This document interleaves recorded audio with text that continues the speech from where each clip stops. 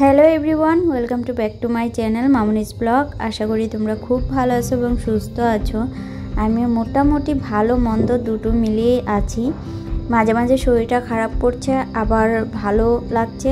তো যখন ভালো লাগছে তখন ভিডিও ক্লিপ নিচ্ছি, আর যখন খারাপ লাগছে তখন তো ওই কোনো রকম করে কাজগুলো সারছি, আর তোমাদের সাথে শেয়ার করতেও পারছি না ঠিকঠাক করে।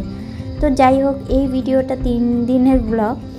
3 দিনে কি করলাম সেটা অল্প অল্প করে ক্লিপ করেছিলাম, সেটাই তোমাদের সাথে আজকে কাটকুট করে তোমাদের সাথে শেয়ার করব। 3 দিনের মধ্যে কি কাজ করলাম অল্প অল্প করে, তো টুকিটাকি সবগুলো তো শেয়ার করা সম্ভব হয়ে ওঠেনি, আর যতটুকু করেছি ততটুকু তোমাদের সাথে শেয়ার করছি। তো চলো ভিডিওটি কন্টিনিউ দেখা যাক, আর কি করলাম সেটা তোমাদের সাথে শেয়ার করা যাক। আজকের ভিডিওটা যে রান্না ভিডিওটা শুরু করলাম, তো আজকে ছিল বারটা ছিল শনিবার। তো শনিবার এই যে সকালবেলা সমস্ত কাজবাজ শেষ করে এই যে দুপুরের রান্না, তো রান্নার মধ্যে আজকে আমি ওই যে বর বলছিল শুটকি মাছের তরকারি রান্না করার জন্য, আর ওই পটল নিয়ে আসছিলো সেটা ভেজে দেওয়ার জন্য। তো আমি এই যে তার মতোই করে আজকে এই যে পটলে বড়া আর ওই শুটকি মাছ দিয়ে বেগুন আলু দিয়ে তরকারি করছিলাম।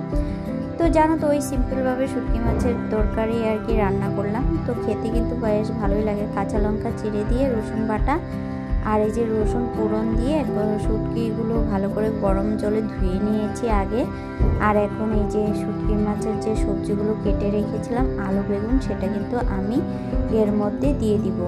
আর তার মশলা কিন্তু বেশি কিছু অ্যাড করিনি, শুধু কাঁচা লঙ্কা বেটে দিয়েছিলাম। তাতে একটু এখন ভালো করে ভেজে কষিয়ে নিব, তারপরে কিন্তু এটা পরিমাণ মতো নুন হলুদ দিয়ে কষিয়ে ভালো করে ওই লঙ্কা বাটাটাও দিয়ে নিব। আমি বেশি পেস্ট করিনি, হালকা করে পেস্ট করেছি, এটা কিন্তু দিলে ভালো লাগে। তো এখন এই যে নুন হলুদটাও দিয়ে নিলাম, ভালো করে কষিয়ে তার মধ্যে পরিমাণ মতো জল দিয়ে দিব। আর এদিকে জলটা ফুটতে থাকবে, আর এদিকে আমি কয়েক রসুনের কোয়া আর কি বেটে দিব। এইভাবে আমি শুটকি মাছের তরকারি রান্না করেছি, খেতে কিন্তু বেশ ভালো লাগে। তোমরা যদি যারা শুটকি মাছ খেতে ভালোবাসো তারা এইভাবে একটু ট্রাই করে দেখো, অবশ্যই ভালো লাগবে। ওই সকাল থেকে সমস্ত কাজবাজ তো মোটামুটি শেষ করলাম, মাঝে মাঝে শরীরটা ভালো লাগে না, কি আর করব। এদিকে দেখো রান্না কমপ্লিট, আর এদিকে অগোছালো হয়ে আছে রান্নাঘর, তো সেটা আবার পরিষ্কার করব। আর এদিকে দেখো যেগুলো সবজি কেটে রেখেছি সেগুলো এই যে প্লাস্টিক ভরে এখন এটা ফেলতে যাব। আর এদিকে তোমাদেরকে আগে বলেছিলাম যে মিস্ত্রিটা আমাদের ছিল, তো সেটা অ্যাক্সিডেন্টে হাত ভেঙেছে, তো সে আসতে পারেনি। আর বাকি কাজগুলো তো আমার বর আমার বাবা করেছিল। আর আজকে একটু যেহেতু জয়েন করার কাজ, তো মেন গেট লাগাবে, মানে ওই যে গেটের যে দরজাগুলো হয় সেগুলো লাগাবে, তার জন্য ওই মিস্ত্রিটাকে নিয়ে আসলো। তো বাড়িতে এই যে নতুন গেটের কাজ শুরু হলো, তো এই যে সামনেটাও দিয়ে দিল, সেটাও দিল। তো তোমাদের সাথে শেয়ার করা হয়নি, যেহেতু আমি বাড়িতে শুয়েছিলাম রুমে। তো এদিকে কাজ করে নিয়েছে, তো এদিকে দেখো মিস্ত্রি কাজ করছে, আর এদিকে দেখো ফুল অনেকগুলো ফুটেছে, তো তোমার সাথে শেয়ার করলাম। এদিকে কিচেনের সমস্ত কাজবাজ শেষ করে জামা কাপড়ও কেচে দিলাম, আর এদিকে বরকে বলছিলাম ভাত খাওয়ার জন্য, আর এদিকে বাবুকে ঘুম পাড়িয়ে দিলাম। আর বর বলছে এখন খাবো না, পরে খাবে। তো যাই হোক, তো পরে খাবে। তো আমি এদিকে দেখো আমি আসলাম একটু তোমাদের সাথে ওই যে একটু দেখালাম কেমন আছি। তো ভাবলাম যেহেতু বর খেতে দেরি আছে, তো আমি ভাবলাম একটু আমি পান খেয়ে তো কয়েকটা, যেহেতু আমাদের ওর মধ্যে কি বলো তো প্রদীপ যেটা জ্বালানো হয় সেটা কিন্তু নিজের হাতে বানিয়ে কিন্তু মানে পুরা যেটা হয় সেটা কিন্তু দেওয়া যায় না, এটা আমার শ্বশুরবাড়িতে নিয়ম।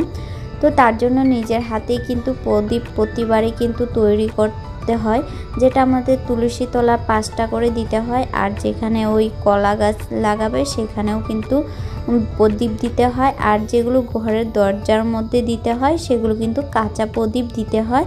আর সাজানোর জন্য তুমি কিন্তু ওই কিনা প্রদীপ তোমরা দিতে পারো, ওরকম আর কি নিয়ম। তো তার জন্য আমি কালকে মাটি দিয়ে বিকালবেলা কূপ গড়ে রেখেছিলাম, কিন্তু যেহেতু আমাদের শ্বশুরবাড়ির এখানে মাটিটা এতটাও ভালো নেই, মানে ঢেলে যায়, তার জন্য আমি হালকা করে কোনো রকম কালকে বানিয়ে রেখেছি।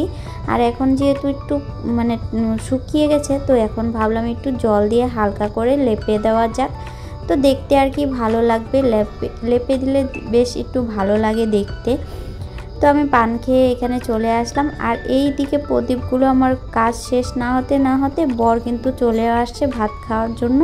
আমি বললাম তোমাকে আগেই বললাম, তো এর জন্য দেখো তো তাড়াতাড়ি করে এই যে আমার প্রদীপ বানানো কমপ্লিট হয়ে গেছে, নিজের হাতে তৈরি করলাম। কেমন হয়েছে অবশ্যই জানিও। তো এখন এগুলো রৌদ্র দিয়ে দিব শুকানোর জন্য, এখানে দিয়ে দিলাম। তো চলো এবার বিকালের মোটামুটি আমার খাওয়া দাওয়া শেষ। এটা রবিবারের ব্লগ আবার তোমাদের সাথে শেয়ার করছি। সেটা তো ছিল শনিবারে, আজকে যে রবিবারের ব্লগে এই যে বাবাকে বললাম যে চলো ওই যে গেট যখন কমপ্লিট হয়ে গেছে তো বাতিগুলো এই যেগুলো লাইট থাকে সেগুলো লাগানো যাক, যেহেতু দীপাবলি তো লাইট না হলে কি ভালো লাগে, তার জন্য বাবাকে বললাম তো চলো বাবা লাগিয়ে নিই। তো বাবার সাথে আমিও হেল্প করছিলাম। আর এইদিকে দেখো আমাদের পাশের বাড়ি মেয়েটা, ও এত ছাগল ভালোবাসে, ওই ছাগলকে বিছানায় ঘুম পাড়াবে, ছাগলকে মানে চুমু খাবে, মানে যা তা। তো এই ছাগলকে নিয়ে এই যে ঘুম পাড়াচ্ছে, আর ছাগলও কি ভালো মতো ঘুমিয়ে আছে দেখো। আর এদিকে দেখো শাশুড়ি আর দিকে যা খড়ি কাটছিল, যেহেতু আমাদের ওই যে গাছটা বিক্রি করেছিল, যেগুলো বেড়া দিবে সেখানে গাছটা প্রবলেম করছিল তাই বিক্রি করে দিয়েছে। তো সেগুলোর খড়ি আর কি রেডি করছে। তো যাই হোক ফাইনালি এটা সন্ধ্যা, তো সন্ধ্যার সময় তোমাদের সাথে শেয়ার করলাম। তো দেখো কন্টিনিউ।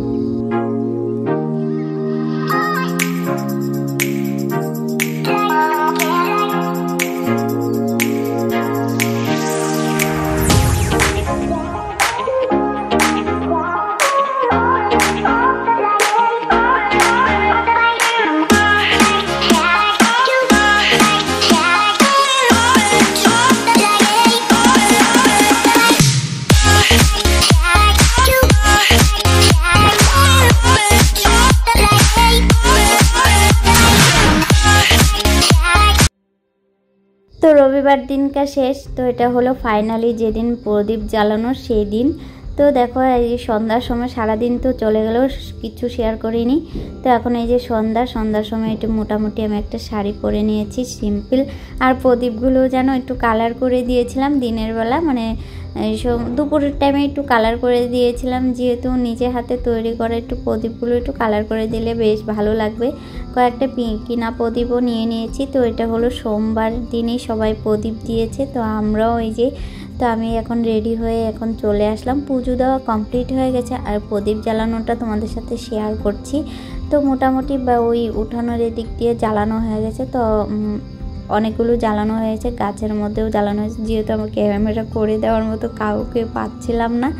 তো পরে এই যে বাবু ছেলে আসছিল, তো ছেলেকে দিয়ে বললাম যে একটু ভিডিওটা করে দে, তো একটু করে দিয়েছে। আর মানে বারবার বলে তো স্ট্যান্ড নিয়ে টানা হেঁচড়া করতে ভালোও লাগে না, আর তার মধ্যে যেহেতু বাবু পুরো ছোটাছুটি করছে কখন যে ফেলে দিবে, যেহেতু বুঝতেই পারছো মোবাইলে প্রবলেম হয়ে যাবে, তার জন্য আর কি। তো যাই হোক এই যে ফাইনালি আমি প্রদীপ জ্বালানো শেষ করলাম।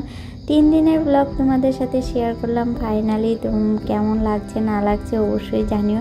আর আমাদের বাড়িটা এই যে মোটামুটি সাজানো, এদিকে বাবাও প্রদীপ জ্বালাচ্ছে দেখতেই পারছো। তো তোমাদের সাথে একটু ছোট্ট করে শেয়ার করছি, কেমন লাগছে অবশ্যই জানিও। তো দেখে অবশ্যই জানিও কমেন্টে।